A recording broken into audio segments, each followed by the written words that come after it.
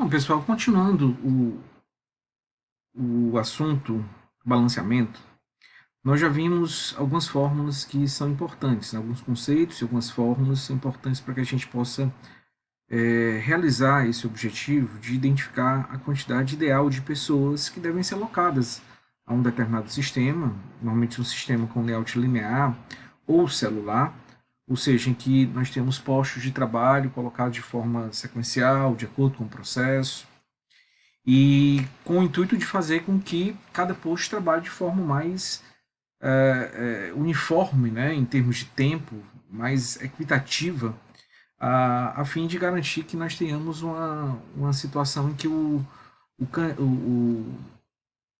produto possa fluir do modo mais contínuo possível, né, o fluxo contínuo que a gente viu no JIT, que é importante, e nós possamos tanto atender uma demanda quanto assegurar que os recursos sejam usados da melhor maneira possível. De um modo geral, nós vamos ver situações que se encaixam em duas categorias. Na primeira categoria, nós podemos chamar de balanceamento pela capacidade. O que seria o balanceamento pela capacidade? Nós temos uma determinada capacidade de produção. Imagine que nós tenhamos um determinado nível de capacidade instalada, e o que nós queremos é assegurar que essa capacidade seja usada da melhor maneira possível. Então, quando se fala em capacidade, em balanceamento pela capacidade, o nosso foco principal, tá? É importante ficar claro isso, o nosso objetivo principal seria garantir uma alta eficiência, uma alta produtividade, uma redução de ociosidade. Esse é o principal objetivo.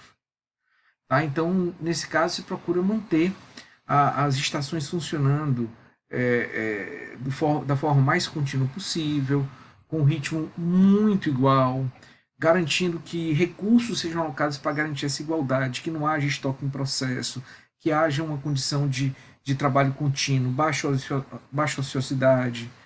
Pode gerar estoque? Pode. Mas o objetivo é essa eficiência do sistema. Então, se em situações em que é necessário que a empresa mantenha estoque, porque ela vende muito em pronta entrega e é necessário que esse material esteja disponível, essa seria uma abordagem interessante. E nós temos um outro tipo de balanceamento, que é o balanceamento pela demanda. O que acontece com o balanceamento pela demanda? Vamos deixar de ter o foco em eficiência? Não, mas ele deixa de ser o objetivo principal. O objetivo principal passa a ser o atendimento à demanda. Então, eu preciso atender essa demanda do modo mais preciso possível. E quando eu falo atender a demanda do modo mais preciso possível, é não fazer nada além do que a demanda estabeleça. Ou seja, não podemos ou não devemos deixar estoque. Agora, acessoriamente, eu vou tentar ajustar o meu sistema, alocar recursos, de modo que essa eficiência também seja, de alguma maneira, alcançada. Nós vamos ver, dentro dessas duas condições, talvez seja até uma forma mais fácil da gente entender quando aplicar cada uma. Nós vamos ter, nos exercícios que vão ser colocados, uma primeira possibilidade seria a gente já ter um sistema fechado. Então, é aquela situação em que eu descrevo que existem, sei lá, 3 postos de trabalho e eu tenho 2 funcionários para alocar, ou eu tenho 3 funcionários para alocar, ou eu tenho 4 funcionários para alocar. Eu já defini a quantidade. Nesse caso, em que eu já sei que eu tenho exatamente aquela quantidade de pessoas, muitas vezes é uma limitação ao máximo, eu precisaria de mais gente, mas eu só tenho 2, eu só tenho 3, não tenho mais pessoas a alocar, nós vamos fazer todo o estudo baseado na lógica do balanceamento pela capacidade. Ou seja, eu vou tentar usar essas 2, 3, 4 pessoas que eu tenho, tentando maximizar a eficiência, tentando gerar o melhor resultado possível. Já em outras situações, é aquela em que, vocês vão observar, o exercício aponta para uma demanda a ser atendida. Eu preciso entregar 1000 unidades por mês. Os postos são esses, mas eu não tenho pré-estabelecida a quantidade de pessoas. Essa quantidade de pessoas pode variar, até em função da demanda, que pode ser maior ou menor. E nós teríamos a liberdade, então, de determinar quantas pessoas nós precisaríamos. O foco passa a ser o balanceamento pela demanda, ou seja, eu tenho que achar uma quantidade de pessoas que garanta esse atendimento o mais próximo possível da demanda. O pré-requisito básico é que a demanda seja atendida, embora, acessoriamente, a gente vai buscar também ter uma boa eficiência. Então, só lembrando os indicadores que nós vimos, nós temos o primeiro, seria o tempo TACT, né, que determina o ritmo que o sistema deve ter para atender uma demanda. O tempo de ciclo, que é o tempo que efetivamente nós estamos alcançando. O tempo entre a geração de duas unidades sucessivas, como o sistema está funcionando, e aí tendo influência direta do recurso gargalo. Nós vimos o conceito de NPT, o número teórico de pessoas, que é uma referência, que é aquela quantidade de pessoas que, se fosse possível alocar, eu teria eficiência máxima. Então pode ser um número quebrado. E temos o NPR, que é o número real de pessoas que vai trabalhar no nosso sistema. O NPR sempre vai ser maior ou igual que o NPT. O NPR nunca vai poder ser menor do que o NPT, porque senão não atende a demanda. E aí eu quebro um requisito básico. E o outro conceito é a eficiência, que especifica quão bem nós estamos usando os nossos recursos humanos. Se eles estão ficando muito tempo parados, esperando, ociosos ou não, que é dado pela razão entre NPT e NPR. Então, considerando esses conceitos básicos que nós acabamos de ver, vamos trabalhar algumas situações, até para que vocês entendam um pouco melhor a aplicação desses indicadores, antes de entrar em alguns exercícios. Tá?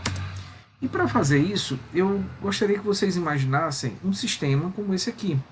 Um sistema com 3 postos.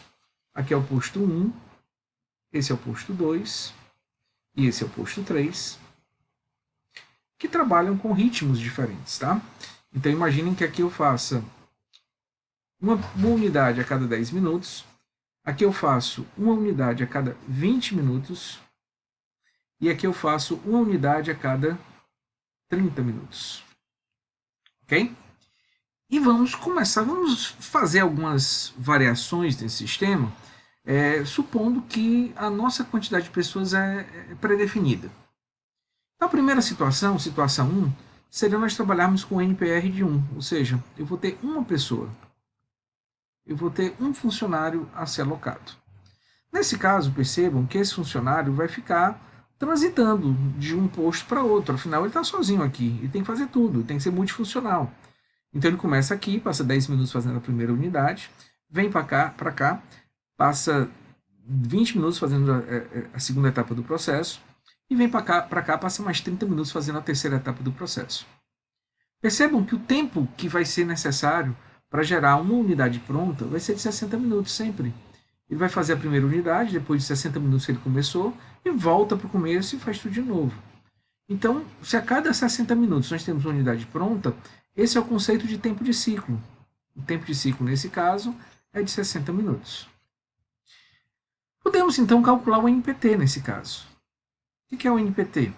O NPT, lembrem, é a soma desses tempos, a soma dos tempos dos postos, dividido pelo tempo de ciclo ou pelo tempo TACT. Nesse caso, como não foi dado nenhuma demanda, nós temos que usar o tempo de ciclo. Então, a soma vai dar 60 minutos, 10 mais 20 mais 30, dividido por 60, vai dar 1. Ou seja, isso vai resultar em uma eficiência de 100%, já que se eu dividir 1 por 1, vai dar 1 ou 100%. O que isso indica? Indica que essa pessoa vai ficar o tempo todo integralmente ocupada, ele não para, e vai fazer uma peça a cada 1 hora, uma peça a cada 60 minutos. Consequentemente, vai fazer, trabalhando 8 horas por dia, vai fazer 8 peças por dia. Pode ser que isso não seja suficiente, né? Pode ser que precisemos de mais peças para entregar em função da demanda. Então, vamos supor que, considerando essa situação, a empresa nos disponibilizou mais um funcionário. Ou seja, passamos a ter 2 funcionários. Quando eu passo a ter 2 funcionários, nós passamos a ter uma outra preocupação. Aonde eu devo alocar essas 2 pessoas? Essa é uma questão que tem que ser muito bem equacionada. Essas 2 pessoas vão ficar onde? Bom, a ideia, pessoal, é a gente alocar logo uma pessoa naquele posto que tem maior tempo, que seria o nosso gargalo. Tá? O posto que tem o maior tempo é o posto 3, então eu posso colocar uma pessoa aqui, integralmente. E a outra pessoa, então, vai fazer 2 atividades apenas, não mais 3. Ela vai cuidar desses 2 postos, o posto 1 e o posto 2. Então, como é o funcionamento agora? A primeira pessoa começa a sua atividade, leva 10 minutos, passa para o posto 2, leva mais 20, 30 minutos no total. O tempo resultante desse posto é de 30 minutos.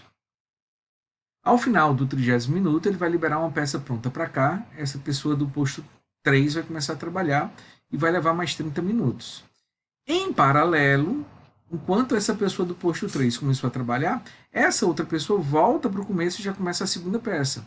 De forma que, quando essa pessoa do posto 3 terminar a sua primeira peça, a outra peça já vai estar esperando por ela aqui para que ele continue, ou seja, ele não para mais. Tá? E a partir desse instante, nós vamos ter uma peça a cada 30 minutos pronta. Ou seja, eu posso dizer que o meu tempo de ciclo é igual a 30 minutos. Até porque o nosso gargalo aqui é de 30 minutos. São 2 gargalos iguais. Eu tenho um posto 1 e um posto 2 exatamente com o mesmo tempo. Então, nosso gargalo é de 30 minutos. Consequentemente, o tempo de ciclo é de 30 minutos. O NPT, fazendo o mesmo cálculo, vai ser o somatório dos tempos dos postos, continua sendo 60 minutos, dividido pelo tempo de ciclo, que agora caiu para 30. Ou seja, vai dar 2. Consequentemente, se eu divido 2 por 2, eu vou ter uma eficiência de 100%.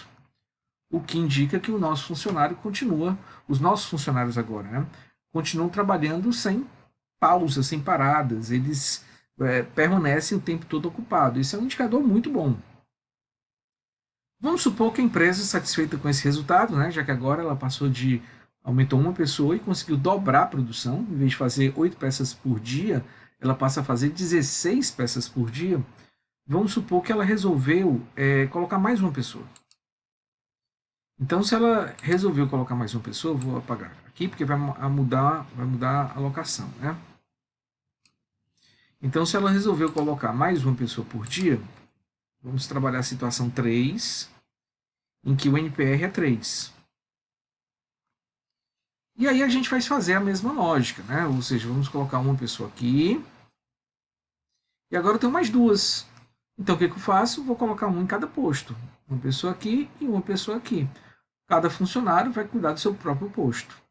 Percebam, nesse caso, que nós temos claramente identificado um gargalo, uma situação típica de gargalo. O posto 3 é o nosso gargalo, é o nosso limite, já que ele vai determinar todo o ritmo de funcionamento do sistema. Como o tempo de ciclo é ditado pelo gargalo, a gente pode dizer que o tempo de ciclo vai ser 30 nesse caso também, 30 minutos. O que vai nos dar o mesmo NPT de antes. 60 sobre 30 vai dar um NPT de 2. E a nossa eficiência agora vai ser quanto? Vai ser 2 sobre 3. Ou seja, a nossa eficiência seria de 67%. Nós colocamos uma pessoa a mais, não produzimos nenhuma unidade adicionalmente, continuamos produzindo uma peça a cada 30 minutos, ou seja, 2 peças por hora, ou 16 peças por dia, e a nossa eficiência caiu de 100 para 67, ou seja, passamos a ter mais ociosidade na nossa linha. Então, lógico, essa mudança não valeu a pena. Seria muito melhor manter as 2 pessoas apenas do que colocar mais uma pessoa sem produzir nada adicionalmente. Ok? Mas pode ser que colocando uma 4ª pessoa a gente consiga um resultado melhor. E se eu vou colocar uma 4ª pessoa, se eu passo a trabalhar então com o NPR de 4, o que eu vou fazer? Eu já tenho essa distribuição e vou colocar mais uma pessoa no posto gargalo. Então, em vez de trabalhar com uma pessoa aqui, eu vou trabalhar com 2 pessoas aqui. É como se eu tivesse 2 postos 3 trabalhando em paralelo. Tá? E se eu tenho 2 postos 3 trabalhando em paralelo, cada um vai levar 30 minutos, ao final de 30 minutos nós temos 2 unidades prontas. Ou seja, em termos combinados, o tempo resultante seria de 15 minutos por unidade. Vejam que nesse caso o tempo de ciclo cai, porque o gargalo deixa de ser o posto 3 e passa a ser o posto 2, passa a ser 20. O NPR seria 60 sobre 20, seria de 3. E a eficiência seria 3 sobre 4, seria de 75%. Aumentamos um pouco a eficiência e conseguimos produzir um pouco mais, já que agora eu vou produzir 3 unidades